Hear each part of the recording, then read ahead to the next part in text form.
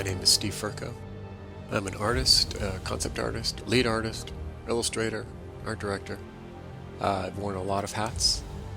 I have contributed concept and art direction to multiple game titles, including Call of Duty, Finest Hour, Shadow of Mordor, Shadow of War, Final Fantasy War for EOS, Hidden Expedition, War in the North, Mobile Strike, Guardians of Middle-earth, Reign of Vampires, lots of games.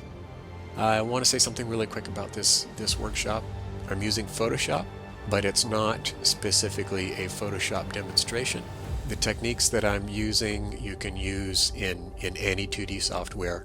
The workshop is about creating massively detailed, realistic narrative illustrations.